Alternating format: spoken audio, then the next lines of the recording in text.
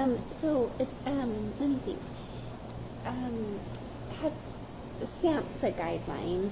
They have a guideline about treating women with substance use disorders.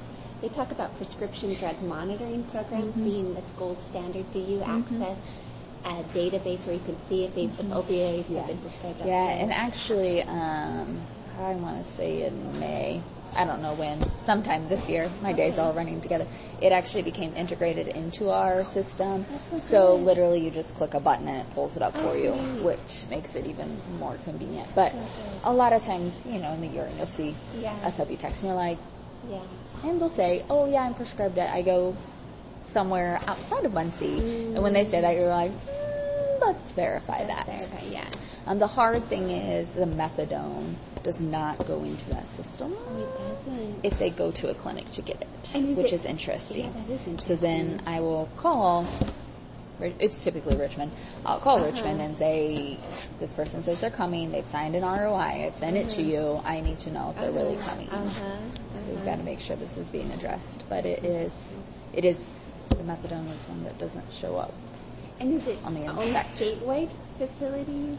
Or statewide? It's like statewide monitoring. It's not national. No, Okay, it should be. It's Indiana. There's like 3 states, I think, actually, that participate. Oh, that's good. So then you're kind of getting regional coverage. I wish it was. I feel like it should be such an easy thing to make. It's called Inspect, is like the system that does all controlled substances. And I mean, it's ADHD meds, it's narcotics. It's, you went to the ER and they gave you a 5-day script. And it also helps us. I mean, to be able to say, no, you're doing this. We've, or someone who's been to multiple different ERs for multiple small things, then it also helps us say, okay, maybe there's an underlying issue. So I personally use the inspect button on everyone, their first visit, just to see, is this something we need to address? You don't want to be in the dark, you have all the information. And again, people may not say, oh yeah, I have an opiate issue. But if I pull this up and they've, like I said, been to 6 different ERs in 3 months, then we see, what is this about? Might be happening. Right. So. What about pain management? We're just going to talk about pain management and then patient education and then peer support.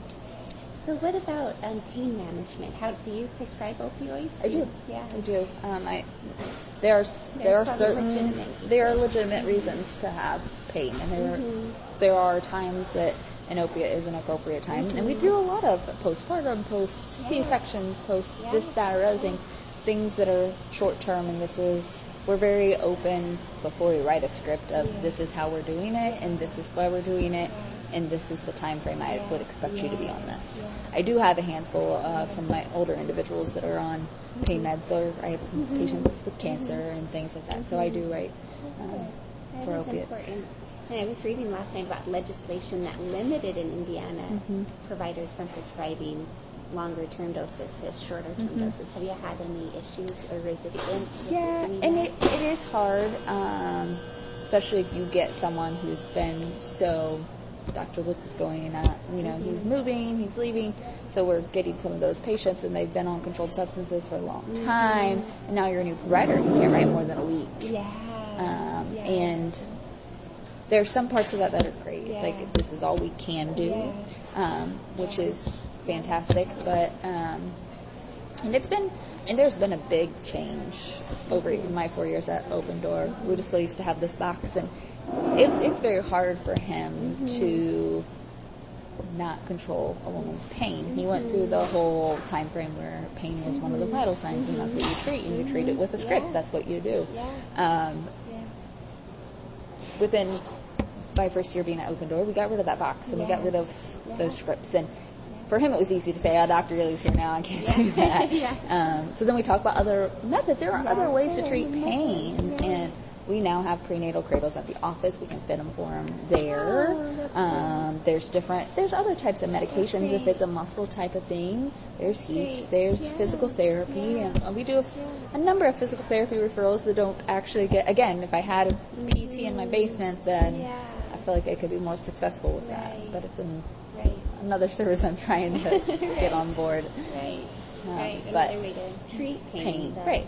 Because It is painful. And also having open conversations about you're pregnant. Yeah. Part of it is uncomfortable. It just is. You're growing a human. Yeah. You're all of a sudden getting fat in the front. Like your balance is off. Your back is going to hurt. These are things we can do to try to help it. Yeah. But the expectation that there is going to be some pain. Right. And that's it's okay. part of the process. Yeah. And that That's sometimes so is, critical. yeah.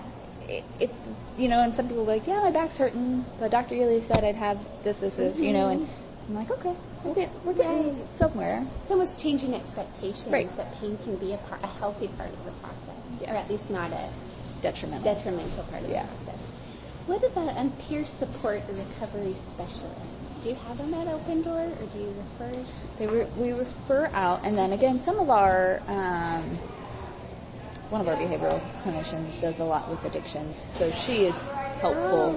But again, Lisa Woods, she helps quite a bit with some of the addiction stuff. And then Dr. Grant just came in, and she's doing some of it. But again, we're just trying to expand that a little bit. I wish we had more. We had a little better peer support when we had the We Care program.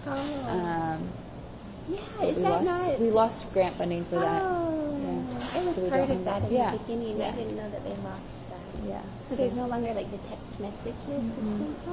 Which is unfortunate Because because I feel like that was was such an effort to disseminate information about right, that. right. Oh, shoot. Yeah, and it worked really, really well. Yeah. So I'm not sure who's working on that now for us to try to reinstitute that, but we haven't had it for a little over a year. The girls who worked for We Care still are in our system. They do the Baby Me tobacco free, and we just call them our mom supporters because they do a lot of that still too. So we still do car seats. We're a diaper bank. We that's great. do the safe sleep and all of that. We just don't have the actual We Care anymore. So we still have a lot of the resources. Well, it's that's just, good. but the text message was like such a big deal for some of our moms. Like just having someone, and that's why like the Nurse Family Partnership is so helpful with. But it's only for first-time moms, and some of our moms that really need help are the ones that have an abundance of kids. They're the ones who just need to be able to tell somebody, today was a rough day. Yeah. And the thing is like I feel like there's so many resources in Muncie. I mean, we have an abundance of people who are creating and generating services that can help low-income segments of our population, but it's like getting that information to them. And that's why I thought We Care was so critical, because it could be a central space where those resources were disseminated out. Yeah. So it's really too bad to hear that it stopped. Yeah. And like I said, we still have our girls who still help us with that. That's true. But a good point. so about 2 years ago, we had like a resource fair type of thing at Open Door. And I was actually just telling Max we need to do it again because things just keep changing. And I don't even know who I should be sending, where to. And we had videotaped it so new hires would watch that. Because it's important that, like, okay, Ely didn't think about they need this.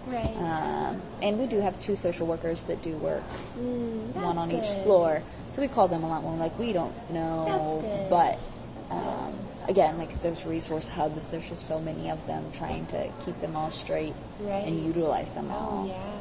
I would say that especially Lakita, one of our social workers, she's the one that's mainly on our floor.